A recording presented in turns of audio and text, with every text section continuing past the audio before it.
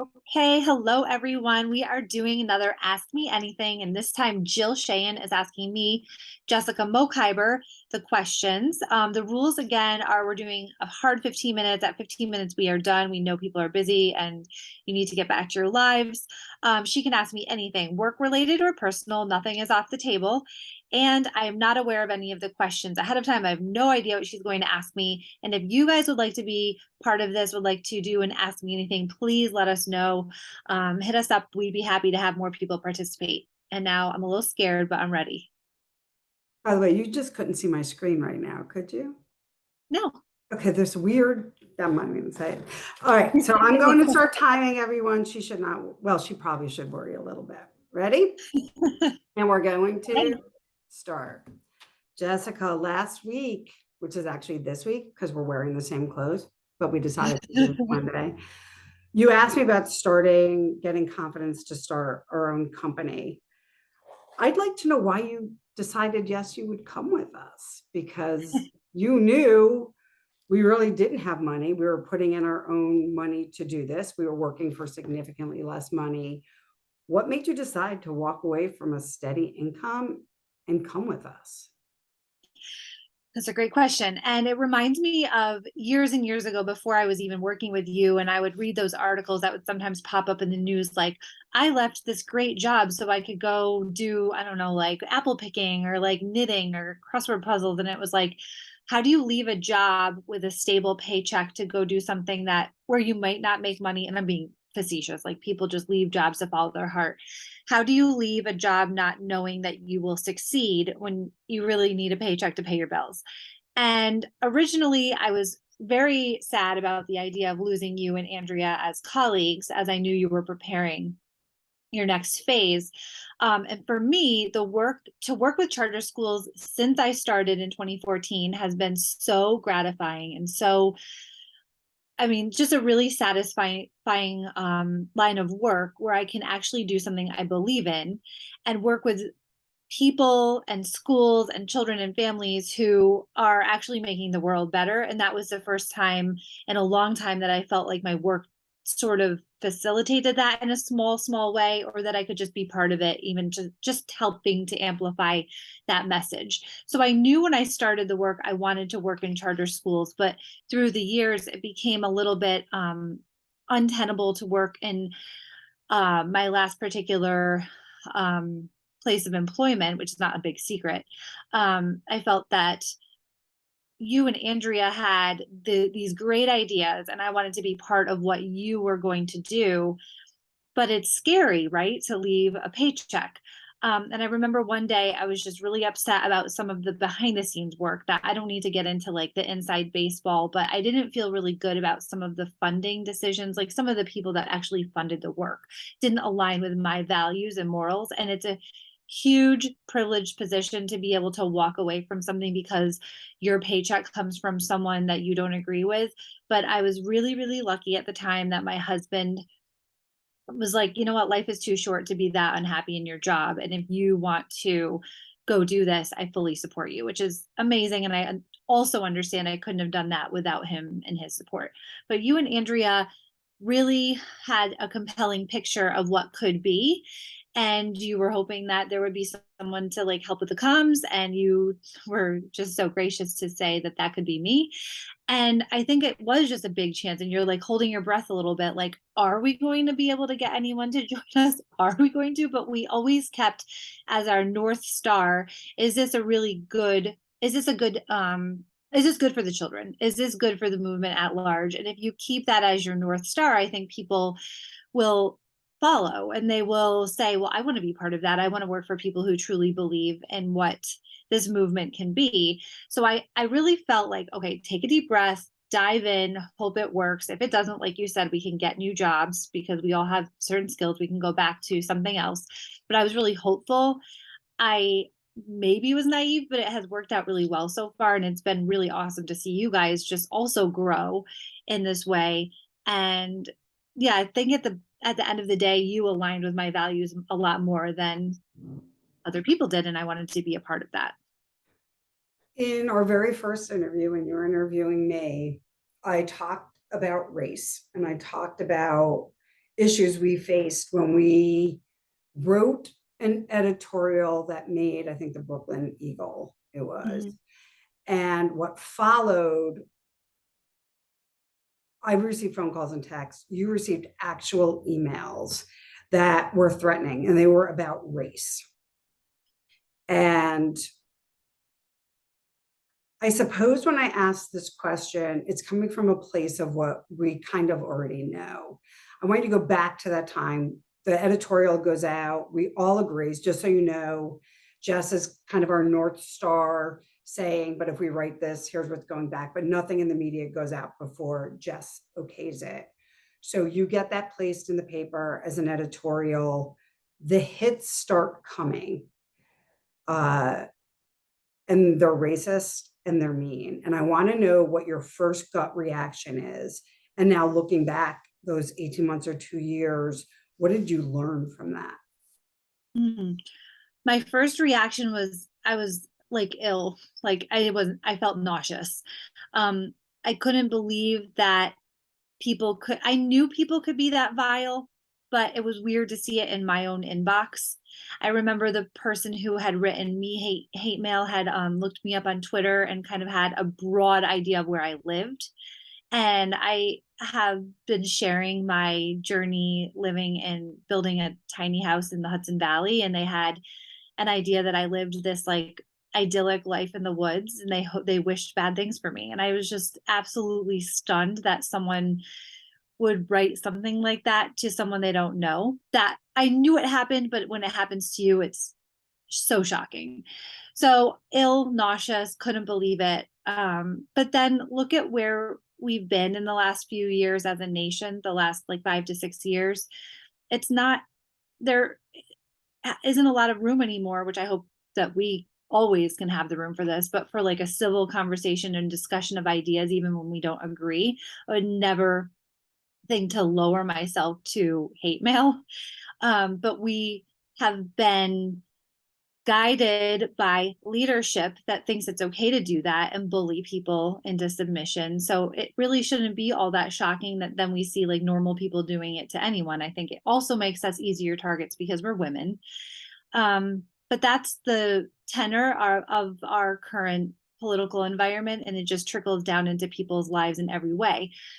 Looking back on it now, it's less shocking. I feel like if it happened again, just I would not like it, but I wouldn't be as shocked.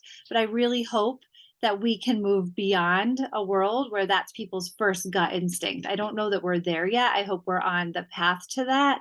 I think it really has to do with the people we surround ourselves with. And I do think that I'm a political person. I think it really, really comes down to what we're seeing in our political leaders, our governmental leaders, and in our culture broadly.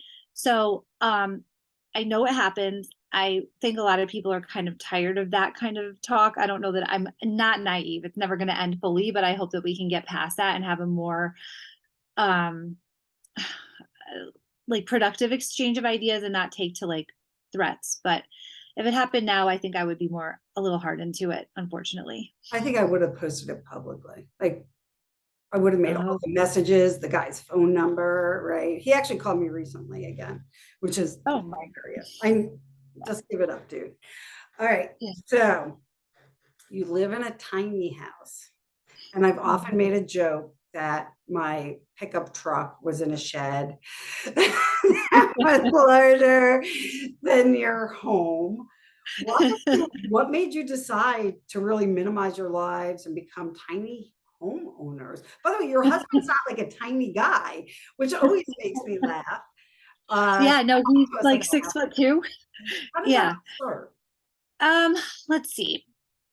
Back in 2016, 17, we were looking for land to build a new house out. We were in Albany and we wanted something closer to, we're big hikers. We were looking for something closer to the trailheads in the mountains that we love in the Catskills, so that it was more of a daily thing rather than just a special occasion thing that we could get out into the woods.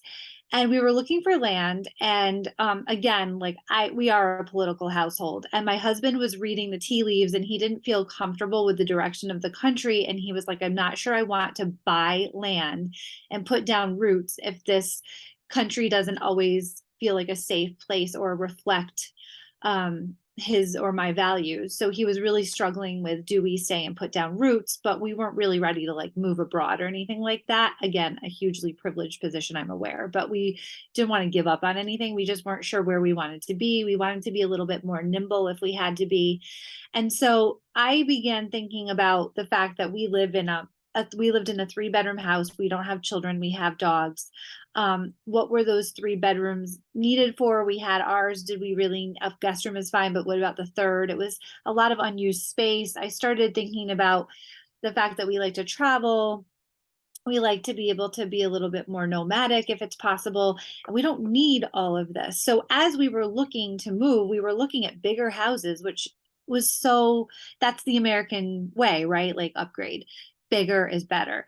But I started to question that mentality. And I think at the same time, I started to be like see a documentary and read a little bit more about people who downsized to find freedom and happiness. And it was really, it struck a chord. And I remember thinking, like, we could do this. We could definitely do this. We don't love our stuff all that much. The wardrobe was the hardest thing, but we can get rid of things and we can live smaller. And then we have the ability to take off when we want to without like a lot of house holding us back. So we did that in 2017. We started building our house, and in 2018, we moved into it. And so that's been a little over 4 years. And it really has worked out well for our lifestyle. We are able to leave and not feel that we have the burden like of a huge house that's just sitting empty, which would be sad and wasteful in my opinion. I don't want to judge anyone else, but um that was our MO. We didn't want to have a huge house sitting while we left to do whatever we were doing. I knew I could work remotely, so I have family in North Carolina and I leave to see them a lot. And it just felt like if we had fewer things tying us down, we'd be able to be more nimble and leave on a little bit more of a whim and use really more of what we need. Scandinavian countries and Germany, places out in Western Europe are a lot better at utilizing their space. And I think that we've gotten to this idea that just you have to be bigger, it's got to be better to show your success. And I felt differently. And that for me, success would be getting my time back, my ability to travel and not be burdened with too many things. I know we've talked about this in great detail and that you share some of that. And that I do. just felt more freeing to me than burdening myself with a ton of extra things. So You know, we do there's a the lot same thing, right? more. Yeah, there's a lot We more like minimized, we went from, yeah, we went down 1,000 square feet and we're like, and it feels good, right? Like there's less to clean and take care of. well, since But I yeah, do all the long story cleaning, I short. feel like it's 1,000,000 square feet big. So you Yeah. travel a lot. And one of the great things about our consulting roles with schools is you do have more freedom to travel and do things that you like to do. Give me the country that you have traveled to that you love the most and the country you have not been to yet that you absolutely say, we have to go there. Oh, okay. Wow. The country I love the most. Ooh, there's so many. We haven't traveled in a couple of years because our dogs are really, really old, almost 13 and 15. So we're sticking around with them for now. But the one that I like daydream about, the one that I would want to go to right now if I had the chance, which might seem weird to people because it's not a hot place, but Scotland in November when it's like cold and rainy and brisk and like a good scotch, which they call whiskey there. But something like that this time of year is I love it. Like hiking there, the Isle of Skye. I would go back there in a heartbeat if I could right now. So I think Scotland, I loved the coziness of it and the otherworldliness of the um, Highlands and the Isle of Skye itself. And then if I could go anywhere else, the thing like on my bucket list, like top, um, oh, it's so hard because there's so many places. But I think for me, right now, if I could just like go anywhere that I haven't been, it's a toss up between the Dolomites in Italy and Patagonia. So somewhere with like incredibly epic hiking. And yeah, hopefully that's on the list someday. But we're staying local for now, but yeah, someday. Okay. So Christmas is coming up. Hmm. What was the greatest Christmas gift you have ever received? Okay, this one is so random, but this is so good though. When I was little, when I was younger, I loved like 1950s like sitcoms, um like I know this is so weird, but like Donna Reed and like Oh, what was the very one with housewifey traditional. so weird?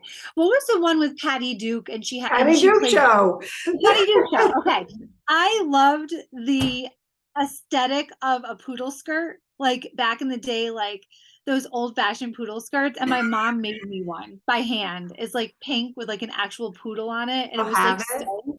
I have it. It's at my parents' house, of course, because I live in a tiny house. But it was the coolest thing my mom ever made, and it was the coolest gift. And I was like, twirling around like a girly girl, and I loved it. I felt like I was back in the 50s. Okay. Nostalgia for something I never knew, but I loved it. Okay. Well, that We're ends done. our 15 minutes. And I am going to say on behalf of anyone listening, we do need a picture of the poodle skirt. Oh, Whenever you I will post, take a picture and post whenever it. you post this video, post the poodle skirt. I will. Thanks everyone for joining us. We'll see you soon. Thank you. Thanks, Bye. Jill. Bye. Thanks.